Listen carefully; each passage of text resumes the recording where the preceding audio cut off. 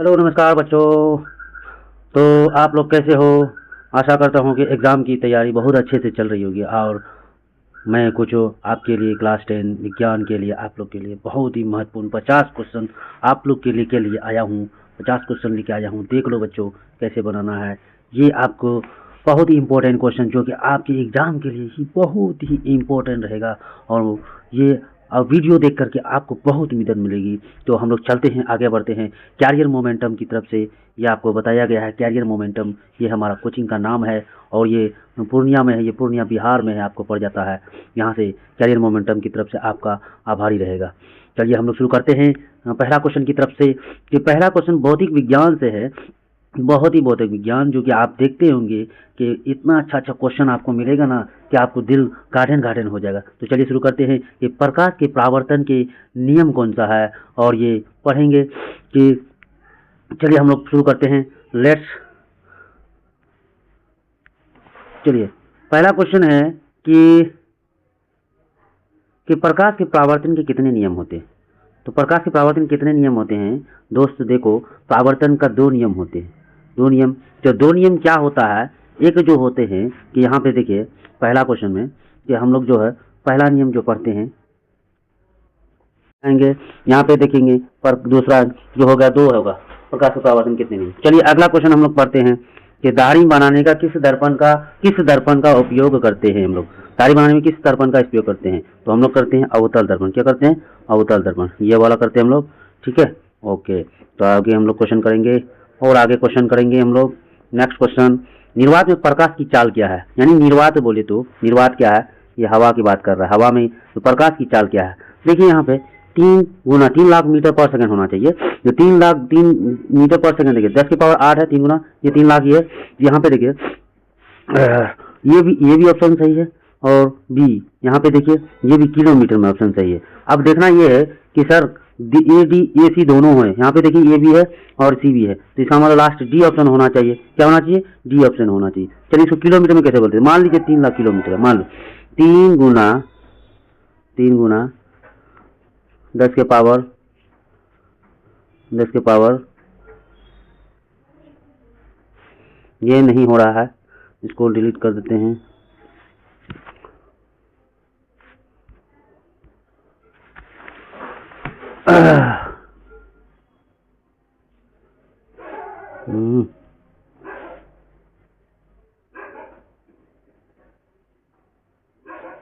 देखिए हम डिवाइड कर रहे हैं बाबू किसे?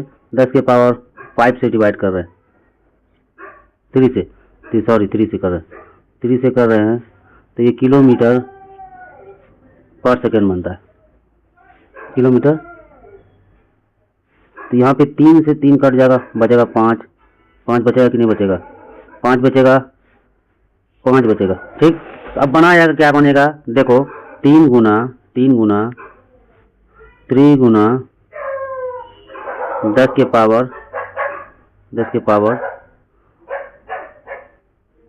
5 किलोमीटर पर सेकेंड। चलिए आपको यहाँ पे ऑप्शन देखिए, यहाँ पे कौन सा सही हो गया कि ए डी सही होगा। क्या हो जाएगा? डी। चलिए नेक्स्ट क्वेश्चन की तरफ हम लोग बढ़ते हैं कि लेंस की क्षमता मात्रक क्या है? लेंस की क्षमता मात्रक डायप्टर बोलते हैं। क्या बोलते हैं? डायप्टर बोलते हैं। क्या बोलेंगे? डायप्टर। ओके, अगला क्वेश्चन आएंगे। चौथा नंबर क्वेश्चन आएंगे कि स्पष्ट सृष्टि की न्यूनतम दूरी कितना होगा? हमको साफ अगर आंखों के सामने नजदीकी सबसे कम दूरी वाले वस्तु जो है उसकी न्यूनतम दूरी कितना होगी बाबू? सेंटीमीटर में होगी। 25 सेंटीमीटर। कम से कम 25 सेंटीमीटर नजदीक होना चाहिए, तब हम लोग को दिखेगा। चलिए अगला क्वेश्चन देखते हैं हम लोग। निकट दृष्टि दूर करने के लिए किस लेंस का उपयोग करते हैं? तो देखो बाबू, देखो निकट बगल वाले वस्तु को देखने के लिए हम किस लेंस का इस्तेमाल करते हैं हम लोग? आइए हम लोग का क्वेश्चन है अवतल लेंस। क्या है? अवतल लेंस का प्रयोग करते हैं निकट वस्तु के लिए, समझे? बगल वाले के लिए। ठीक है, आइए तब इसके बाद आगे पढ़ेंगे हम लोग। विद्युत धारा का एसआई मात्रक क्या है? विद्युत धारा का एसआई मात्रक क्या है? विद्युत धारा का एसआई मात्रक है बेटा एम्पियर है। क्या है? एम्पियर। चलिए बेटा एम्पियर, यहाँ देखो एम्पियर। क्या है? एम्पियर। एम्पियर करना है। एम्पियर डी वाले एम्पियर में करना है। चलिए अगला क्वेश्चन में विभवांतर मापने वाले यंत्र को क्या कहते हैं?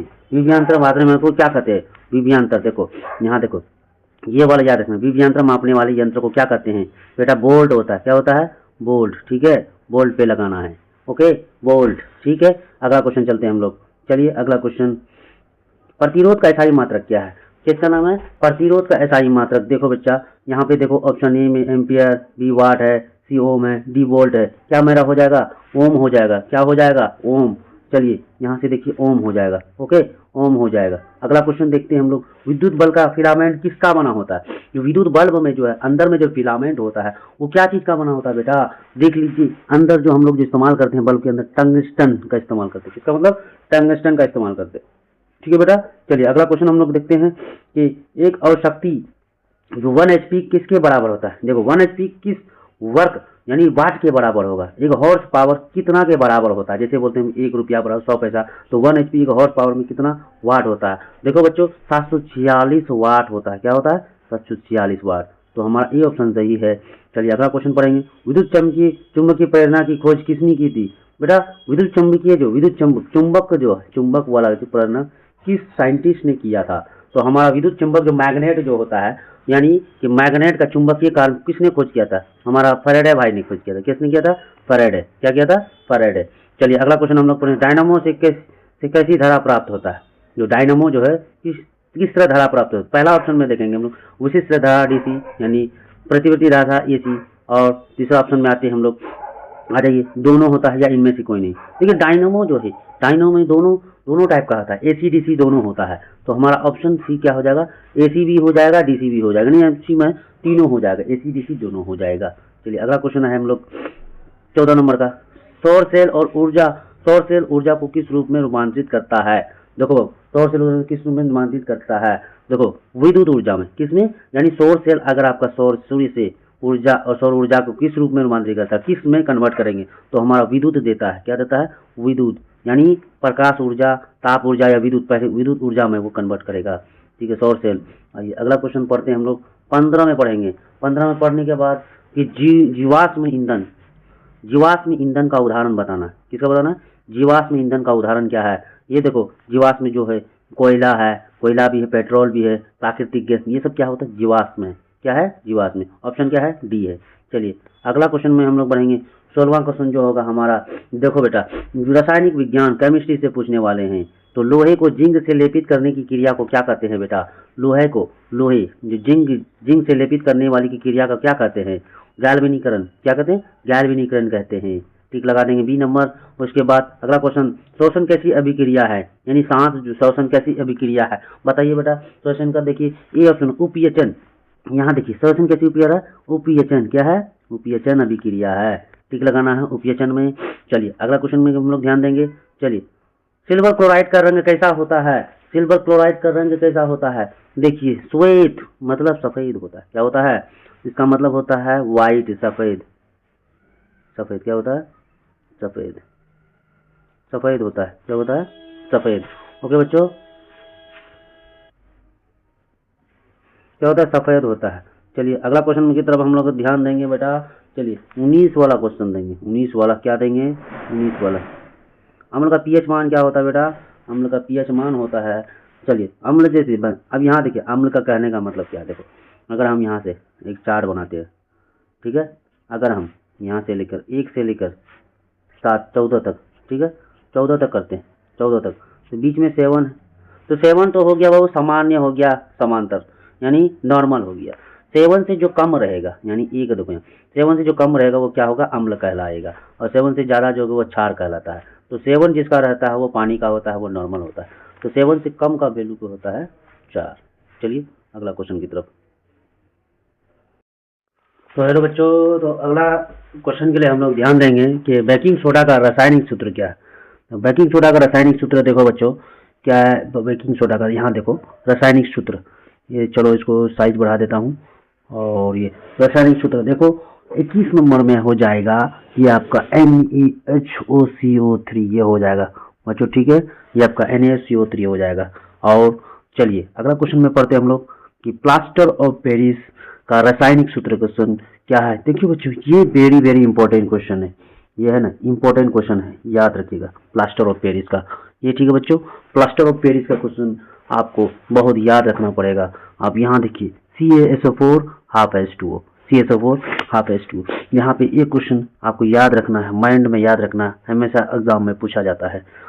चलिए अगला क्वेश्चन पढ़ते हैं हम लोग। सबसे कठोर प्राकृतिक पदार्थ कौन सा है? क्वेश्चन नंबर 23 में सबसे कठोर प्राकृतिक पदार्थ कौन सा है बताइए बच्चों। यहाँ पे देखिए सबसे कठोर जो होगा बेटा, यहाँ पे देखिए ये नंबर लोहा, भी सोना, सी में हीरा, ग्रेफाइट, इसमें से हीरा आ जाएगा, सबसे कठोर है बच्चा, सबसे कठोर माना जाएगा। ठीक है बच्चों, सबसे कठोर कौन सा है? पदार्थ है। सबसे बच्चों क्या है? पदार्थ कौन सा है? कठोर माना जाएगा। ये बच्चों आइए 24 नंबर में आ जाइए। कौन से धातु जो कमरे की ताप पर द्रव होती है? कौन से धातु कमरे की ताप पर द्रव होती है? चलिए पहला क्वेश्चन देखिए, यहाँ पे पहला का ये नंबर में आ जाएगा पारा, पारा ठीक है, ये हो जाएगा पारा। ओके अच्छा ठीक है। तो 25वां नंबर में क्वेश्चन में देखेंगे, 25 क्वेश्चन नंबर 25 में देखेंगे कौन सी अधातु, अधातु वो धातु था। यहाँ पे देखो मेन क्या है, यहाँ पे देखना ध्यान रहने वाली बात क्या है कि मेन जो है आपका ध्यान रहने वाली बात क्या है कि यहाँ पे देखिए धातु इस्तेमाल किए, क्या इस्तेमाल किए? धातु ठीक है। अब यहाँ पे क्या है, अब ये देखो ये अधातु है, क्या यहाँ पे? अधातु है, याद रखने वाली यहीं पे बात है। और ये धातु, धातु में क्या रहेगा? कमरे पे क्या है? द्रव रहता है। द्रव मतलब क्या है? लिक्विड फॉर्म में रहता है। यहाँ पे देखिए ये देखो पारा। अब मरकरी में देखे होगे तो मरकरी में देखोगे तो मरकरी जो है आपको बोलते मरकरी को ही पारा बोलते हैं। मरकरी जो अंदर में लिक्विड टाइप का रहता है, वो कमरे की ताप के अंदर ही मतलब द्रव पर होती है। अब वही धातु जो है अधातु जो है कमरे के ताप पर, अधातु में दबाव देना है जो कि द्रव्य में रहता है, लिक्विड की में रहता है कमरे के ताप पर। तो यहाँ देखिए आंसर है आपका पड़ेगा ब्रोमीन पड़ जाएगा। क्या पड़ जाएगा? ब्रोमीन। याद रहेगा ना? ब्रोमीन। याद रखने वाली बात है बच्चों, सिंगल लाइन में बहुत इंपॉर्टेंट क्वेश्चन है, ये सब याद रखना होगा। ठीक है अगला क्वेश्चन 26 में शुद्ध सोना कितने कैरेट का होता है? यहाँ देखो शुद्ध सोने, आप जो जाते हैं सोनार के पास वो शुद्ध सोना देता है क्या? क्या 24 देता कैरेट देता है क्या? आपको देगा कि 22 कैरेट का देगा या 24 कैरेट देता है या 20 कैरेट का बना के देता है या 84 कैरेट। याद रखिएगा बेटा ज्वेलरी शॉप में 4 कैरेट का या 24 कैरेट का कभी बना के नहीं देगा बाबू। ये सोना हल्का सा मिलावट देना पड़ता है, आपको बना के नहीं देता है। 24 कैरेट शुद्ध सोना होगा लेकिन 24 का कैरेट का बना कर नहीं दे पाएगा क्योंकि कुछ मिलावट देना पड़ता है। और ये 24 कैरेट का शुद्ध सोना होता है। यहाँ पे 24 कैरेट टिक लगाइएगा। ठीक है बच्चों। तो अगला क्वेश्चन में आते हैं बाबू। सीसा और टीन का मिश्र धातु, जब सीसा और टीन को जब मिश्र धातु मिलाते हैं तो क्या बनता है बच्चा? बताओ बाबू। सीसा और टीन को जब मिलाते हैं तो क्या बनता है? मिश्र धातु क्या बनता है? शोल्डर बनता है। क्या बनता है? शोल्डर। ठीक है बच्चों। तो अगला क्वेश्चन में आप पढ़ेंगे 28वां नंबर में क्वेश्चन पढ़ेंगे एथाइन का सूत्र क्या है? जो बच्चा एथाइन का सूत्र, अच्छा बच्चों एथाइन का सूत्र में देखेंगे हम लोग सी देखेंगे, C2H4 क्या पढ़ेंगे? इथाइन। ठीक है बच्चों इथाइन फॉर्मूला आप लोग पढ़े थे ना। ओके CnH2n, CN क्या पढ़े थे? CnH2n 2n पढ़े थे। ये इथाइन का फॉर्मूला है CnH2n, जो कि देखिए CN का मान अगर 2 रखोगे तो H भी 2 2 4 हो जाएगा, दूध नहीं यानी C2H4 हो जाएगा तो CnH2O4 हो जाएगा। ठीक है बच्चों यहाँ पे तो n का मान 2 है तो इथाइन हो जाएगा। चलिए अगला क्वेश्चन पढ़ते हैं 29 में पढ़ेंगे हम लोग। 29 में है ये आधुनिक आवर्त सारणी में वर्गों की संख्या कितनी होगी? आधुनिक आवर्त सारणी में वर्गों की संख्या कितनी है? तो आधुनिक आवर्त सारणी क्या है बाबू? वर्गों की संख्या देखेंगे क्या होनी चाहिए। ये हो गया 18 कितने हैं? 18 है। आधुनिक मतलब पहले 29, आप 29 का पढ़ लेंगे। तो आवर्त ये आधुनिक है, ये आवर्त सारणी में प्रथम वर्ग के सदस्य को क्या कहते हैं? तो आवर्त सारणी में प्रथम वर्ग के सदस्य को क्या कहेंगे हम लोग? आइए क्षारीय धातु क्या पढ़ेंगे? क्षारीय धातु क्या पढ़ेंगे? क्षारीय धातु पढ़ेंगे। चलिए बच्चों 31वां क्वेश्चन में मीथेन में कितने संयोजक बंधन होते हैं? क्या होती है बेटा? मीथेन में कितने संयोजक बंधक होते हैं? क्या होती है? 4 होती। कितने होती है? 4 होती। चलिए मीथेन में पढ़ेंगे ना बच्चा तो CH तो H हो गया ये, H हो गया ये, H हो गया ये, H हो गया ये। तो संयोजक कितने? 1 2 3 हो जाएगा 4 को मीथेन बंधक होता है बच्चों। तो अगला क्वेश्चन में पढ़ेंगे हम संगमरमर का रासायनिक सूत्र क्या है बेटा? संगमरमर का रासायनिक सूत्र क्या होता है? चलिए संरचना देखिए, याद रखिएगा कुछ बातें जो हम लोग को याद रखना पड़ता है। संगमरमर का रासायनिक क्या होता है, ए नंबर में आ जाना है, ACaCO3 क्या होता है, CaCO3 याद रखना है। ये सब याद रखने वाली चीज़ है। आज ये बायोलॉजी का चैप्टर, नेक्स्ट चैप्टर है बायोलॉजी। बायोलॉजी में कुछ इंपॉर्टेंट चैप्टर जो ऑब्जेक्टिव बनाएंगे वो हम लोग पढ़ने वाले हैं। आइए 33 नंबर में पढ़ेंगे कि पौधों में जाइलम किसके लिए उत्तरदायी है। पौधा जो है, पौधा में जाइलम जो है किसके लिए उत्तरदायी होता है बच्चों, तो हम लोग बताएंगे बाबू, जल का वहन। क्या होता है, जल का वहन। तो जाइलम किसके उत्तरदायी है, जल का वहन। तो आइए ये हो गया। चलिए 34 नंबर क्वेश्चन, स्वपोषण पोषी के लिए आवश्यक है। क्या है बाबू, स्वपोषण। देखो बच्चा, स्वपोषी किसको बताया बच्चा, स्वपोषी देखो, स्वपोषी पोषण किसको होते हैं, जो खुद से खाना बनाता है, जो अपने से तैयार करता है या किसी पे निर्भर नहीं करता है, जिसको अपने आप सब सामान मिल जाता है, जैसे सूर्य की ऊर्जा, सूर्य की रोशनी मिलती है, जल मिल जाता है, ऑक्सीजन मिल जाता है, कार्बन डाइऑक्साइड मिल जाता है, वो वायुमंडल से आपको क्या क्या मिलता है, तो CO2 भी मिल जाता है, जल भी मिल जाता है, क्लोरोफिल भी मिल जाता है, क्लोरोफिल की वजह से ही खाना बनता है, सूर्य का प्रकाश भी मिल जाता है। तो ये सभी क्या है, स्वपोषी के लिए आवश्यक क्या, ये तीनों चाहिए बाबू, तीनों चाहिए। तो इसका मतलब क्या है, सभी होना चाहिए, सभी होना चाहिए कि नहीं। आइए 35वां नंबर में क्वेश्चन में पढ़ेंगे, पायरुवेट के विखंडन से ये CO2 जल तथा ऊर्जा देता है, ये क्रिया क्या कहलाती है। पायरुवेट के विखंडन जब CO2 जल, CO2 में और जल ऊर्जा देता है, ये क्रिया क्या कहलाता है बेटा, बताओ बाबू, क्या कहलाता है, माइटोकॉन्ड्रिया कहलाता है। क्या कहलाता है, माइटोकॉन्ड्रिया कहलाता है। टिक लगा देंगे माइटोकॉन्ड्रिया में। ये पायरुवेट यहाँ याद रखने वाला, पायरुवेट विखंडन से यहाँ याद रखेंगे। आइए 36 नंबर में पढ़ेंगे, मानव हृदय में कितने कोष्ठक चैम्बर होते हैं। यहाँ देखिए कोष्ठक चैम्बर, ठीक है, कितने चैम्बर होते हैं, कितने कोष्ठ चैम्बर होते हैं, किसमें होते हैं, हृदय में कितने चैम्बर होते हैं। तो हम लोग 36 में पढ़ेंगे 4 होते हैं। कितने होते हैं, 4 चैम्बर। कितने होते हैं हृदय में, 4 होते हैं। चलिए 37 में पढ़ेंगे हम लोग बच्चा कि वर्क किडनी, जैसे किडनी यहाँ देखो, वर्क यानी किडनी वो की रचनाएं एंड क्रियात्मक इकाई क्या है। यहाँ पे देखेंगे कि किडनी की रचनात्मक क्रियात्मक इकाई क्या है, तो हम लोग पढ़ेंगे नेप्रोन। क्या पढ़ेंगे, नेप्रोन। चलिए अगला क्वेश्चन में, रक्त का थक्का बनाने का कौन सहायक होता है। रक्त का थक्का जैसे मान लीजिए बच्चा कि हम लोग को चोट लग जाता है, खून बहने लगता है, खून बहने के बाद जम जाता है, वहाँ से खून का जो जम जाता है उसको थक्का बोलते हैं। क्या बोलते हैं, थक्का बोल देते हैं। तो थक्का लगने का कौन सहायक होता है बेटा, बोलो तो कौन सहायक होगा। 38 में प्लेटलेट्स। क्या होता है, प्लेटलेट्स। थक्का जम जाता है, वहाँ पे जम जाएगा खून, उसको बोलते थक्का, वो प्लेटलेट्स की वजह से सहायक होता है। आ जाइए 39 में आ जाइए कि दो तंत्रिका कोशिका के मध्य खाली स्थान को क्या कहेंगे। दो तंत्रिका कोशिका मध्य खाली स्थान को हम लोग क्या कहते हैं बच्चा, याद रहेगा ना, सिनेप्स कहते हैं। क्या कहते, तंत्रिका कोशिका के मध्य खाली स्थान को क्या कहते हैं, सिनेप्स कहते हैं। चलिए अगला पढ़ेंगे हम लोग, इंसुलिन की कमी से कौन सा रोग होता है। बहुत इंपॉर्टेंट क्वेश्चन है बेटा, कि जरूर रोग के बारे में जरूर याद कर लेना। रोग मतलब vitamin A, vitamin C, vitamin C, ये सब आपको पढ़ना है, बहुत जरूरी है, ये पढ़ के जाना है आपको बच्चा। इंसुलिन की कमी से कौन सा रोग होता है बच्चा, कौन सा रोग होगा, मधुमेह होगा। क्या होगा, मधुमेह, याद रहेगा ना, मधुमेह होगा। क्या होगा, मधुमेह। चलिए अगला क्वेश्चन हम लोग पढ़ेंगे कि 41 में थायरोक्सिन हार्मोन का क्या क्या अनिवार्य है। थायरोक्सिन हार्मोन क्या क्या अनिवार्य पड़ जाएगा, देखो थायरोक्सिन हार्मोन है, ये देखो थायरोक्सिन हार्मोन में, हार्मोन के लिए क्या क्या अनिवार्य है बेटा, बोल दीजिए जल्दी से। बी नंबर में आ जाएगा आयोडीन। क्या आ जाएगा, आयोडीन आ जाएगा। क्या आ जाएगा, आयोडीन। चलिए अगला क्वेश्चन हम लोग पढ़ते हैं बेटा कि चलिए अगला क्वेश्चन हम लोग पढ़ेंगे कि आयोडीन हो गया, पुष्प नर का जननांग कहलाता है। पुष्प नर का जननांग क्या कहलाता है, पुष्प नर का जननांग कहलाता है पुंकेश्वर। क्या कहता है, पुंकेश्वर कहलाता है। चलिए 43 में, अमीबा में प्रजनन किस विधि से होता है।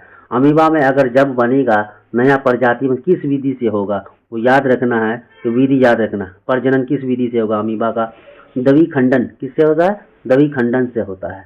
किससे होगा बेटा, दवी खंडन से। ओके अगला, मानव मादा में कितनी में निषेचन कहाँ पाया होता है।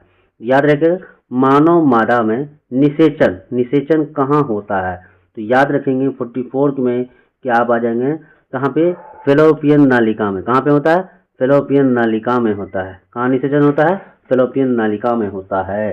चलिए 45 में, अनुवांशिकी का पिता किसे कहा जाता है। अनुवांशिकी का पिता किसे कहा जाता है, याद रहेगा ना बच्चों, अनुवांशिकी पिता किसे कहा जाता है, मेंडल को कहा जाता है। किसको कहता है, मेंडल को। ओके, अगला क्वेश्चन में पढ़ेंगे हम लोग 46 में, मनुष्य में कितने जोड़े गुणसूत्र पाए जाते हैं।